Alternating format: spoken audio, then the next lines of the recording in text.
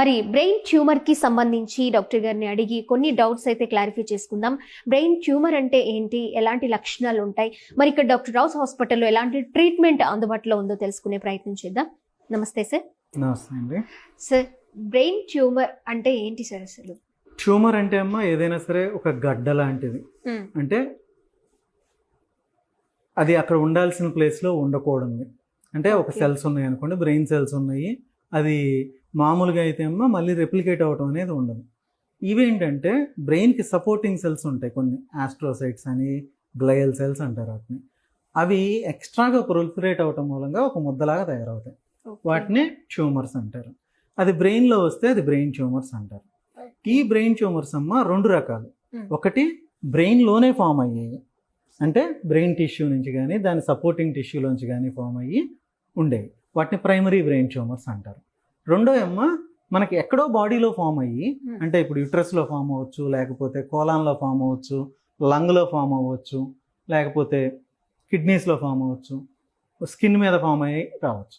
ఇలా వేరే చోట నుంచి ఎక్కడికి వస్తే వాటిని మెటాస్టాటిక్ ట్యూమర్స్ అంటారు. వాటిని కూడా బ్రెయిన్ ట్యూమర్సే, కాకపోతే ఏంటంటే మెటాస్టాటిక్స్ ఎక్కడి నుంచో వచ్చినాయి, అంటే అవి ఇక్కడ ఉండేవి కాదు కాబట్టి వాటిని సెకండరీ ట్యూమర్స్ అంటారు అనమాట. సో బేస్డ్ ఆన్ దాట్ ఆటోమేటిక్గా అమ్మ మనకి ప్రైమరీ ట్యూమర్స్, సెకండరీ ట్యూమర్స్ అని రెండు మాట్లాడుకున్నాం. మళ్ళీ ఈ ప్రైమరీ ట్యూమర్స్లో కూడా రకరకాలమ్మ. అంటే కొన్ని మామూలుగా ఉంటాయి, అంటే గ్రేడ్ 1, గ్రేడ్ 2, వీటిలో క్యాన్సర్ ఉండదమ్మా. అండ్ గ్రేడ్ 3, గ్రేడ్ 4 ఇవి early cancer, late cancer types అనమాట. ఈ గ్రేడ్ 1 వచ్చిన వాళ్ళమ్మ కరెక్ట్గా సర్జరీ చేసుకుంటే మినిమం 10 సంవత్సరాల పాటు ఇబ్బంది లేకుండా, ఏమీ లేకుండా మళ్ళీ రాకుండా బతుకుతారు. మళ్ళీ రాకుండా నేను మాట్లాడేదమ్మా. గ్రేడ్ 2 అనుకోండి, కరెక్ట్గా సర్జరీ కనుక చేసుకుంటే 4-5 ఇయర్స్ పాటు మళ్ళీ వాళ్ళకి మళ్ళీ రాకుండా ఉంటుంది. గ్రేడ్ 3 అయితే ఒక 1.5 year to 2 years రాదు. గ్రేడ్ 4 అయితే జనరల్గా ఒక 6 months నుంచి 14 months దాకా మళ్ళీ రాదు జనరల్గా. ఇదమ్మా అంటే మనకి వచ్చే ట్యూమర్ టైప్ను బట్టి వాటి అంటే అవి ఎన్నాళ్ళకు వస్తాయి ఏంటనేది చెప్తాము, అవి ఉన్న లొకేషన్ బట్టి ఎలాంటి కారణాలు వస్తాయో చెప్తాము, అవి ఎక్కడ పుట్టినయి అనే దాన్ని బట్టి మన ఆయుర్దాయం ఎంత మిగిలిందో తెలుస్తుంది. సో వీటిని బ్రెయిన్ ట్యూమర్స్ అంటారు. ఓకే సార్, అవి ఈ బ్రెయిన్ ట్యూమర్స్ వచ్చినప్పుడు ఎలాంటి లక్షణాలు కనిపించే ఛాన్స్ ఉంటుంది సార్? జనరల్గా అమ్మ మనం బ్రెయిన్ ట్యూమర్స్ వచ్చినప్పుడు మన బ్రెయిన్, మీకు ఎప్పుడు మాట్లాడుకున్నామమ్మా, మనం బ్రెయిన్ని ఒక స్విచ్తో పోల్చుకోవచ్చు. సో మన చేతులు, కాళ్ళు ఇవన్నీ లైట్స్తో పోల్చుకోవచ్చు. ఆ నుంచి ఉండే కనెక్షన్స్ వైర్లతో పోల్చుకోవచ్చు. ఇప్పుడు బ్రెయిన్ అనుకోండి, అంటే స్విచ్ చేస్తేనే ఇక్కడ లైట్ వెలిగిద్ది. సో ఇప్పుడు బ్రెయిన్లో మనం మాట్లాడుకునే ఫైబర్స్, సో ఇప్పుడు ఇక్కడ చూసామనుకోమ్మా, ఇక్కడ చూస్తే మనకు క్లియర్గా అర్థమవుతుందమ్మా. సో ఇక్కడ బులుగ్గా ఉన్నాయన్నీ చేతులు, కాళ్ళు ఫైబర్స్. ఓకే, ఇక్కడ రెడ్గా ఉన్నాయన్నీ ఒక బ్రెయిన్ని ఇంకో బ్రెయిన్ కనెక్ట్ చేసే ఫైబర్స్. అంటే కుడి చేయి చేసే పని ఎడం చేయికి తెలియాలి అంటే ఆ ఫైబర్స్ ఇంటాక్ట్గా ఉండాలి, అంటే అవే వైర్లు అనమాట నేను మాట్లాడేది.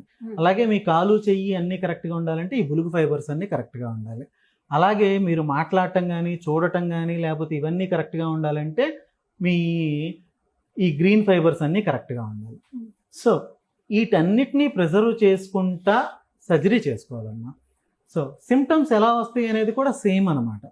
ఇప్పుడు ఈ బులుగు ఫైబర్స్ దగ్గర ట్యూమర్ ఉందనుకోండి, ఇక్కడ ట్యూమర్ ఉందనుకోండి, అంటే చెయ్యి, కాలు ఇవి పడిపోవటం ఇట్లాంటి ఏదో రావచ్చు. అలాగే అక్కడే కనుక ఉంటే ఫిట్స్ రావచ్చు.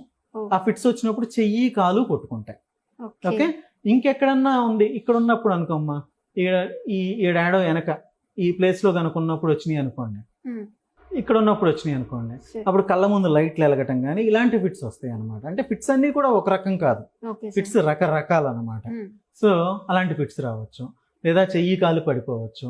లేదా ఇప్పుడు ఈ ట్యూమర్ను చూసామనుకోమ్మా, ఇప్పుడు ఇక్కడ చూస్తే ఇటుపక్క నుంచి అటుపక్కకి వెళ్ళే ఫైబర్స్ మీద దగ్గరలో ఈ ట్యూమర్ ఉంది.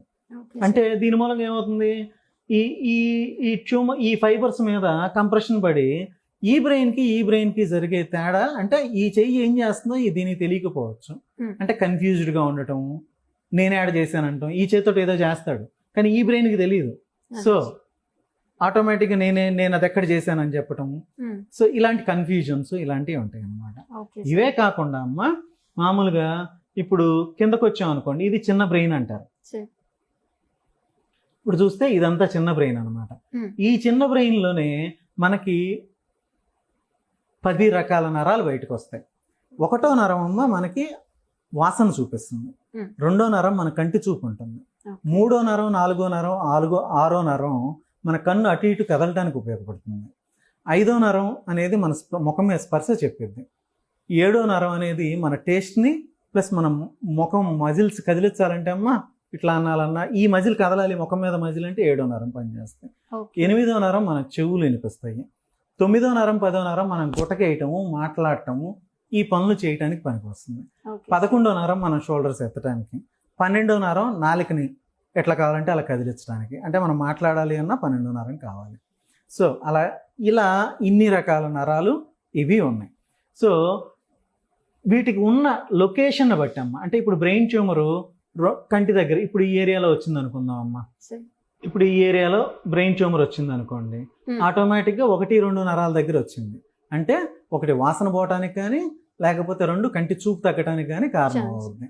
ఓకే, అలా కాకుండా ఈ చిన్న బ్రెయిన్లో వచ్చినాయి అనుకోండి, ఏమవుతుంది, ఈ 3-4 అంటే కళ్ళు 1-2గా కనిపించటం, లేదా ముఖం మీద స్పర్శ తగ్గటం, లేదా ముఖం మీద తిమ్మిరి రావటం, లేదా ముఖం మీద అంటే ఏమంటారు పిన్స్ అండ్ నీడిల్ సెన్సేషన్ రావటం, లేదా ఇక్కడ మూతి వంకర పోవటం, చెవి సరిగా వినిపించకపోవటం, బ్యాలెన్స్ తప్పిపోవటం, నాలుక మడతడిపోవటం, మాట్లాడే మాట స్లర్గా రావటం, అంటే తాగుబోతోడు మాట్లాడినట్టు మాట రావటం, అలా వస్తుంది.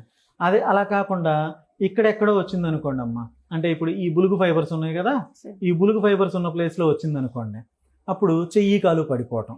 అదే ఈ గ్రీన్ ఫైబర్స్ ఉన్న ప్లేస్లో వచ్చింది అనుకోండి, మాట్లాడటం, చూపు తగ్గటం, మనం చెప్పింది అర్థం చేసుకోలేకపోవటం, ఇలాంటివన్నీ జరుగుతాయి అమ్మ. ఇవి కామన్గా కనిపించే సిమ్టమ్స్. ఓకే.